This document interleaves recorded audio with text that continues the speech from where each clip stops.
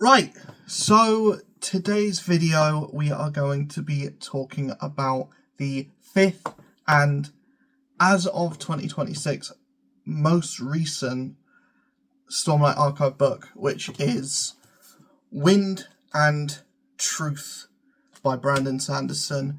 And this one, going into it, I kind of was aware that this book had kind of the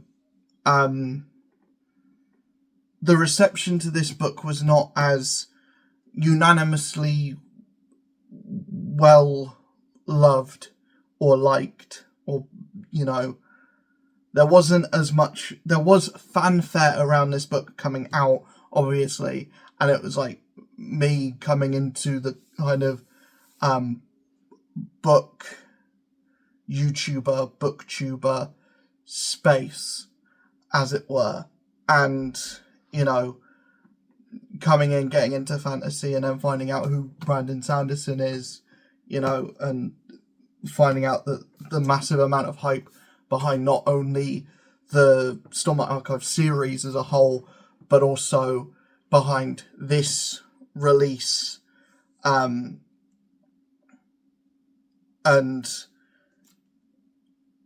I was, I hadn't even started Stormlight Archive when this came out, and when I bought this, but getting into that series, spending basically most of 2025 trudging along through the Stormlight Archive to get to this, I've really enjoyed the journey to get here, and do I feel like this is the best book in the series? I agree with the majority in saying that this is, I don't want to say this is a bad book, because it's not. It's still very much a bad Brandon Sanderson book, or a bad book in the Stormlight Archive is still a book in the Stormlight Archive. It's still great when compared to other things that I've read. And that being said, other things that I've read are not,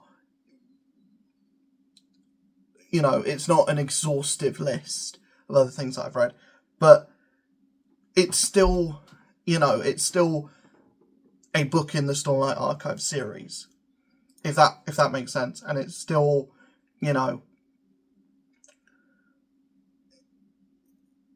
it's still like all of the emotional beats hit the way that they should. All of the big moments, are as big as they should be. All of the reveals are what the reveals, make you feel what they should. They elicit the response that they should elicit. However, the biggest detriment to this book is what I think has been the biggest detriment to every book in the Stormlight Archive, and it is this. It is 1,324 pages. And do I feel like every page is justified? Do I feel like every chapter is justified? Every chapter being justified is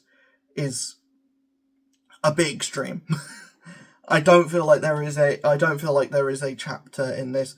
Some of the interludes, I would say, don't make sense yet. Yet I know they're going to make sense in the future, because I know the kind of writer that Brandon Sanderson is, and things that get brought up get paid off later on anyway. So I don't want to come into this ramble session. It's not a review. I don't want to come into this ramble session, or this kind of like overview, or this kind of like stream of consciousness about Wind and Truth. I don't want to come into it being overly negative on the book, because if you're a fan like me, of comic books, of, long-running series, I know this is only going to be like 10 books. However, it's 10 1,000 plus page books. I feel like you can still, correlate that and compare it to a long-running series, or a long-running, TV show, comic book series, a long-running, like, manga even. Even though that's not a world that I've jumped into massively yet, I do have plans to jump into a specific manga later on, either later on in the month or later on in the year. And this year's going to be devoted to that in the same way that last year was devoted to Stormlight Archive and Brandon Sanderson as a whole.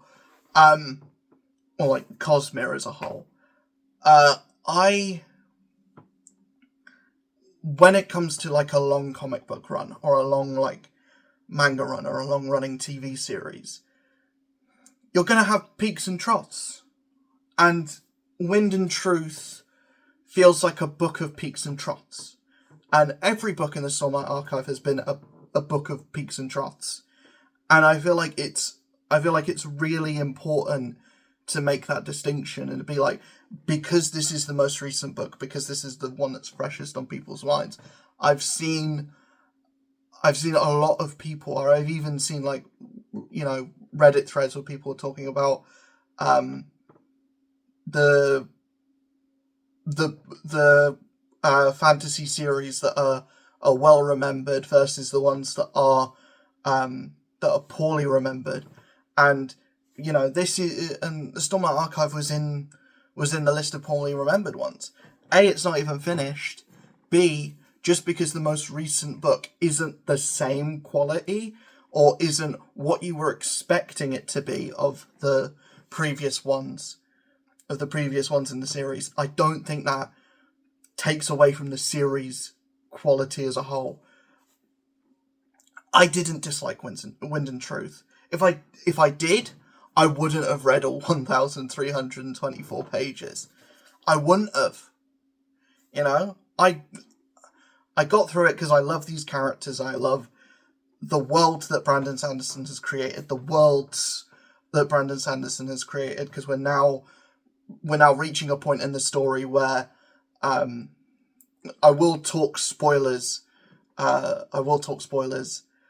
now reaching a part in the story when we get to the end of this book where we are going to branch out into the wider Cosmere, and this kind of war that Odium wants to create, and it's all coming to fruition, and we're going to see characters from the Stormlight Archive interacting with characters from other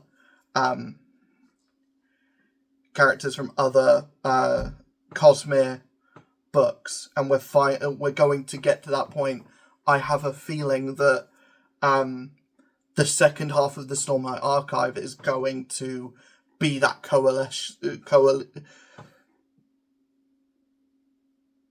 It's a word that's been in the Stormlight Archive so much that I should know it off by heart. The coalition.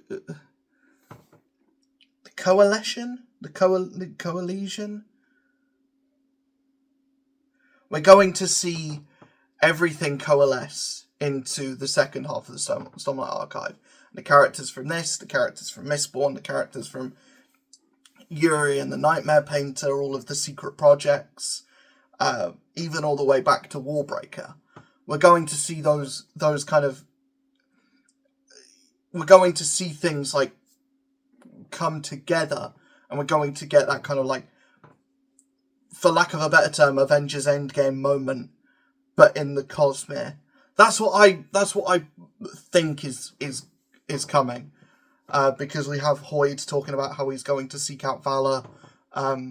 We have, all of the other gods mentioned. We even have like a name drop of Kelsier, who I thought was dead, but somehow he's like something to do with the Ghost Bloods. And the next Mistborn Era 3, I know I haven't even read Era 2 yet. Mistborn Era 3 apparently is subtitled Ghostbloods. I'm really interested to see where that goes, and obviously setting up the building blocks for where every character is left off at the end of this book is really interesting. I'm really excited to see where that goes, especially with there being like and the idea of like there's a time skip between book 5 and book 6. The next book isn't coming out or isn't like planned until 2033 or 2030 at least. There is obviously going to be Brandy Sandy stuff before then, which I am excited to get to. Obviously, like Ghostbloods is coming out and stuff like that. Probably a secret project here or there. That thing that he's doing about punk rock that's probably nothing to do with the Cosmere, because it's mostly held by someone else. There's big things coming, and maybe possibly a Mistborn video game. Maybe. So we've got plenty of stuff to tie us over till that point. But we also have the fact of that's 5 years from now. Well, that's, 4 years from now. The world is going to look completely different. Not only when we have I'm going to get into a tangent now about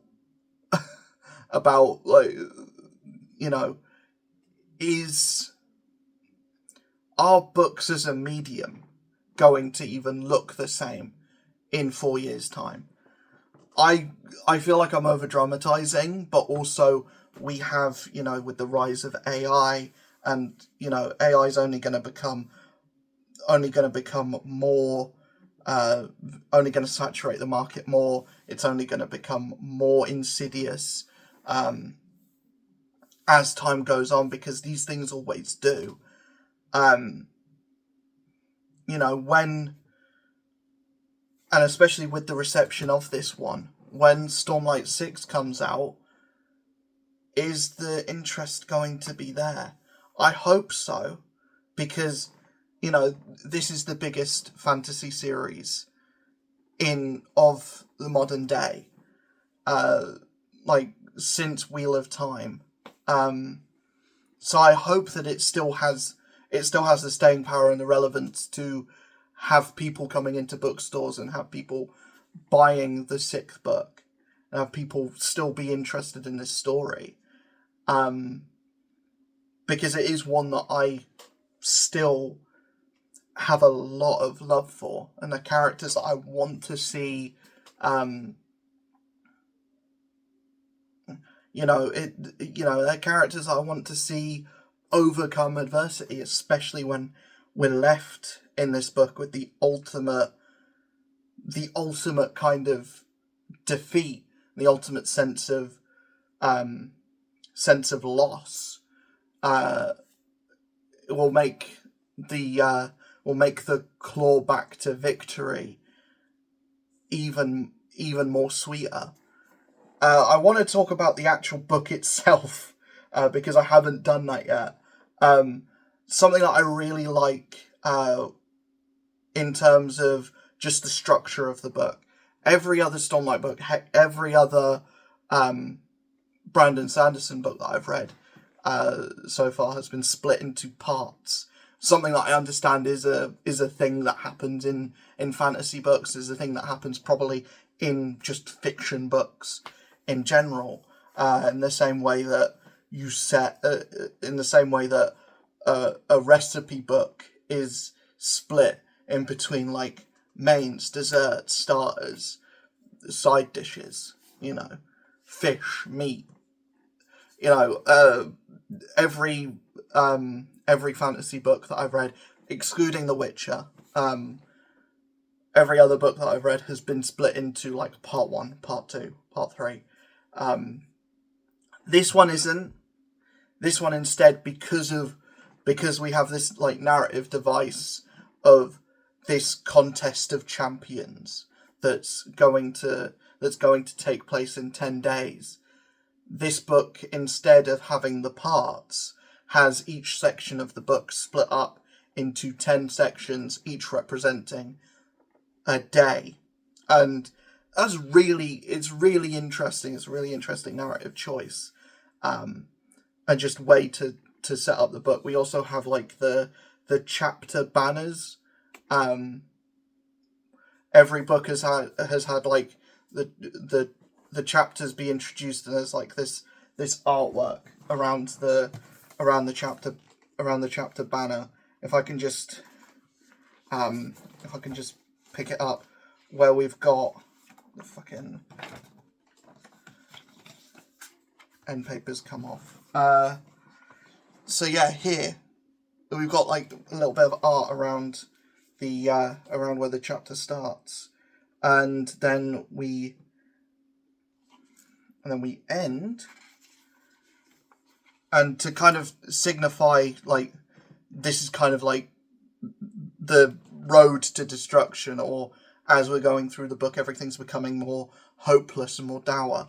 The actual like border around the chapter is being destroyed, and that's kind of something that I really enjoyed just reading through the book and just seeing how much like destruction they're putting to. It's a really small thing, but it's something that I really liked, and I always like the care that is put into a Brandon Sanderson book over what I've seen with other fantasy and other books that I've read. Obviously, that's not a dig at anyone else. It's just a Stormlight Archive book feels like an event more so than anything else. Which, I mean, it probably should to justify the page count, but that just helps it feel a bit more special. We also have the artwork throughout the book as well, which is always a treat. I just take that as a bonus to the actual story. It's not something that like is needed, but it's always something that's nice to see. And it's nice to have like a visual context of what these things should look like. Something that I didn't really like, we have this kind of like, we have armor spren introduced because we're having characters reaching their like 4th and 5th ideals. So we have like, they're getting their armors. And I kind of, in my head, before we're shown what the armor actually looks like, in my head, I kind of read it more as like a, think of what the armor looks like in the Odyssey, the armor that everyone seems to hate for some reason, even though, because it's not realistic, even though it's a movie based on a book that is a fiction book. It's not real, but people want something that's not real to look realistic. It's like people having it's like people complaining that a Thor movie doesn't look historically accurate, even though it's based on a comic book that's based on myths. I digress. I expected it to look more like medieval battle armor, as opposed to what it does look like, which is more like a Power Rangers suit. That's just something that I thought was a bit, and there is like this kind of, I don't want to say that there's active influence from stuff like the MCU seeping into the Stormlight Archive. I have noticed there's like things like that's been in even to do with the Bridge 4 salute, kind of to me looks like the Wakanda Forever salute. But there's just things, narrative choices to the point of like Adolin doing a superhero landing, to like the overall dialogue being very like quippy and very like everyone kind of, no one's really, at moments where people should be kind of moments when people should kind of be taking things seriously, people still quipping, people still like making puns and jokes, and it's like, you really should be like head in the game right now. It makes sense for Hoyt to do it because he's been doing it since the beginning. It kind of makes sense for Shallan to do it because that's kind of her coping mechanism. It doesn't make sense for Kaladin to be quippy. It doesn't make sense for Suzette to be quippy. It certainly doesn't make sense for Dalinar to be quippy, but he's quippy all the time. You know, we've got characters that are kind of afraid to be funny around Dalinar. Even Shallan's like treading on eggshells around Dalinar, being like, I can't talk to Dalinar the same way I talk to Adolin or Kaladin. But then when Dalinar has something from his point of view, he's talking basically the same way that Kaladin talks.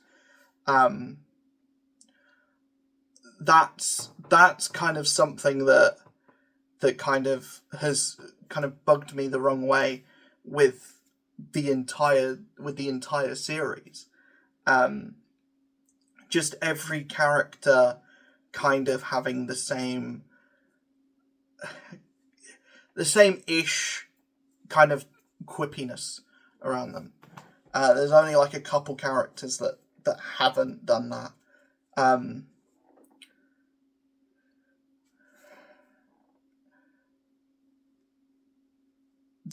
The biggest thing for me, and I think is going to be the biggest drawback for a lot of people, but the thing is, if you've gotten to this point, if you've gotten 5 books into the Stormlight Archive, you're used to the whole idea of a lot of the book is going to be like treading water up until you get to the conclusion, and kind of like the last 200 pages are just a steamroll of like action sequence, big reveal, big character moments. This book, I feel like because it is like, we have 3 different battles going on. We do have like the entire book of this is a mini kind of conclusion, as it were. And Brandon Sanderson's really good at a conclusion. He's really good at having like dominoes all fall right at the end. And this is the one where it's like, it feels like dominoes are falling all the time. And maybe, just for me, it got a little bit overwhelming. You know, and it does get to a point where, you know, when every character is depressed, you know, you kind of have like Kaladin getting out of his slump and rising to become like a therapist kind of figure for Suzette. And that's something that I've seen a lot of complaints about, the fact that most of Kaladin's plotline in this is just him being a therapist for Suzette. And I kind of get it, but it makes a lot of sense by the end of the book, so I don't mind that as much. What I do kind of... I think the plotline that I got most invested into with this was Adolin's. And, you know, what I do kind of have a problem with is Sigzil's plotline, where it essentially is like the reverse hero's rise. It kind of gets him to a point where he feels comfortable in himself, and then kind of pulls the rug from under him, which just felt really unsatisfying to me. I don't know why. I wish we got more lift in this. We keep getting told, specifically by Brandon Sanderson, to the point where there's a whole offshoot novella about Lift. We keep getting told that she's going to be an important character. Maybe she's going to be important throughout the second half of the series. but we keep getting these like glimpses of, oh, why does she happen to be the only one that, you know, that gets her power from food, not Stormlight? Maybe that's going to be a big thing throughout the second half. But it just feels like, you know, this character is being directly told to us by the author. She's going to be a big thing. But what we're seeing is, we're not really seeing that. And yes, this goes back to me having more faith in the author, and, you know, and being like,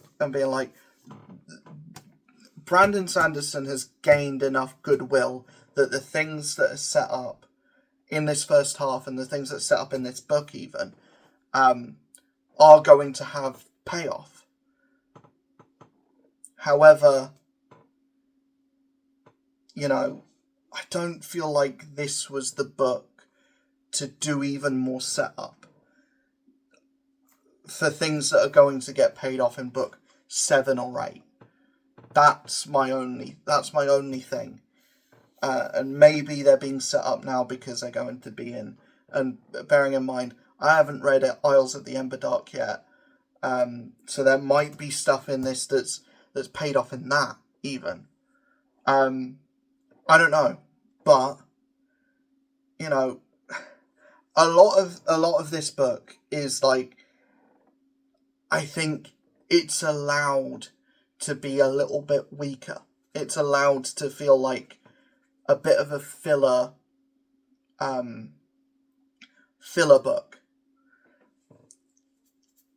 It 100% is not a filler book, though. It 100% is not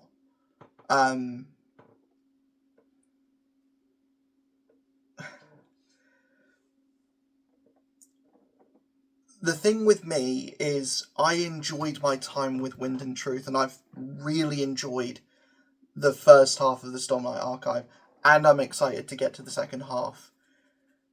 The thing with me is, I wished more of this was... I wish more of Brandon Sanderson's books. And maybe there is one.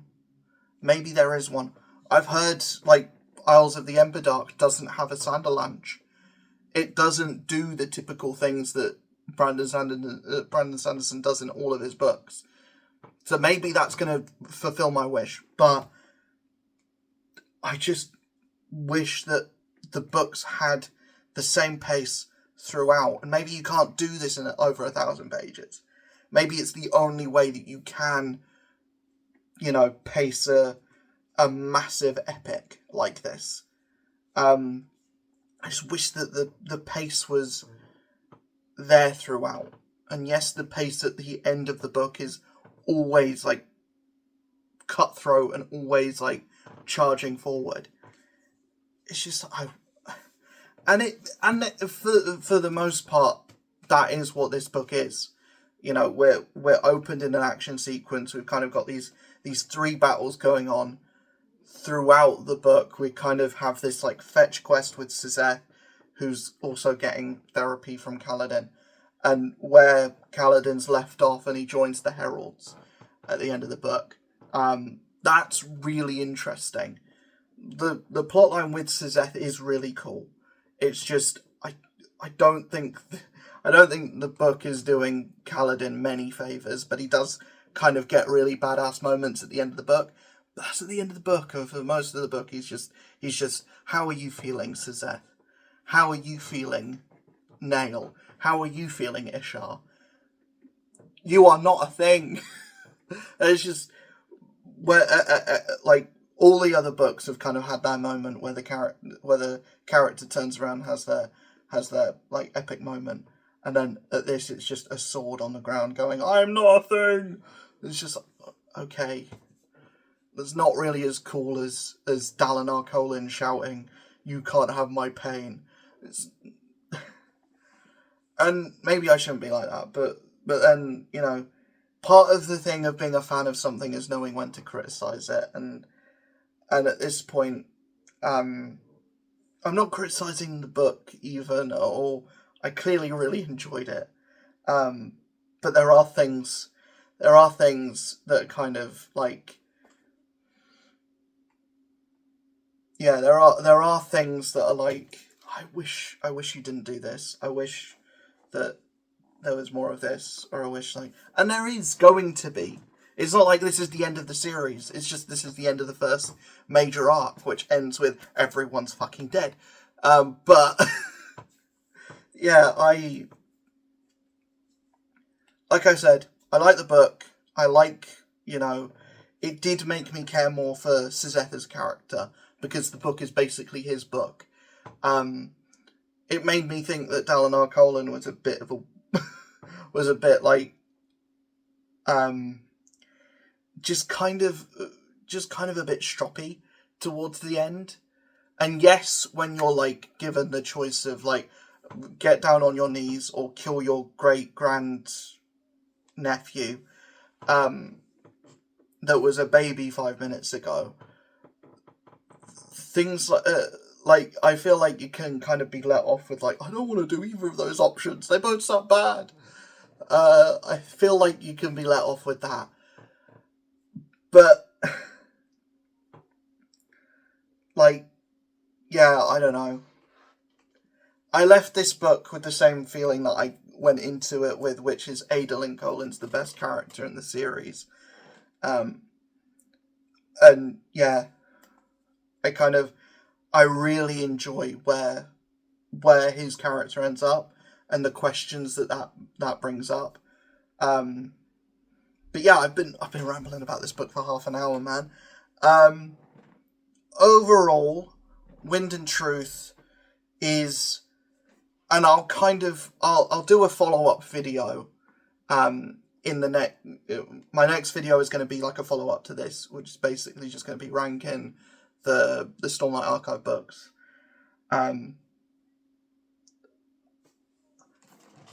Wind and Truth is a great book that just happens to fall into a stellar series, an immaculate series.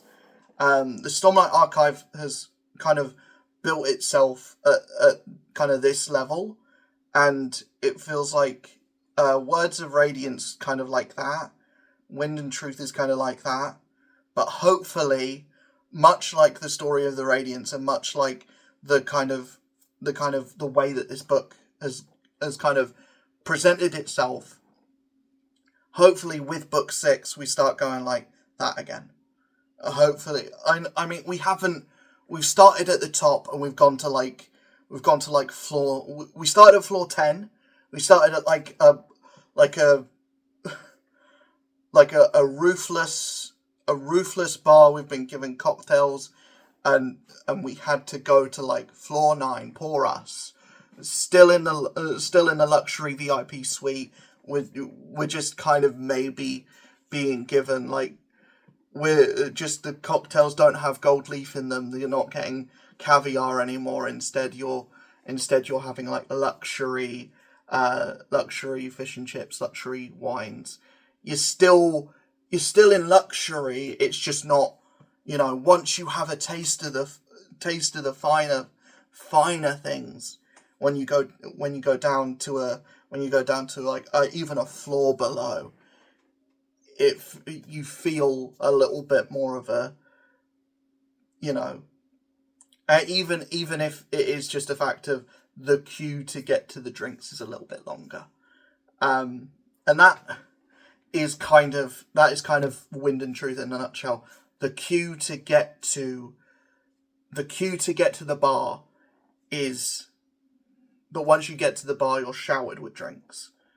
But the queue to get to the bar is a lot longer. Or feels longer. Because it is just action sequence after action sequence after action sequence. And if you pile too many action sequences together, they start to feel a bit samey and they start to feel a bit numb. And that's kind of maybe should have been my whole point overall, is like, it got to a point where there was so much action going on, that they all kind of started to blend into one another. And, you know, that's kind of my final thoughts on Wind and Truth. It is great, but the Stormlight Archive has been stellar. And if you were reading this, like, say when all 10 books are out, this being less than stellar,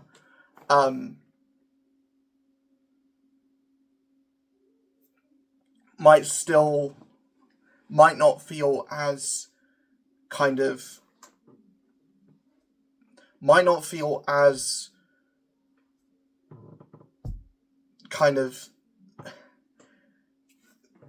read in a vacuum.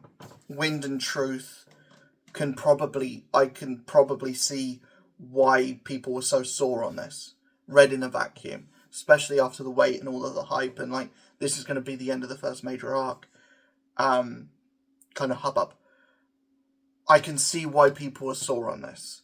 However, read as the whole series, read like with all 10 books, or read with all like 5 books, like I did. It's hard to be sore on this because all of those characters fresh in your mind, and the things that happen to them, you know, all of that character development that you've had, and where they're left at the end of this, you're still left with that sense of, I want so much more of this. And at the end of the day, that is the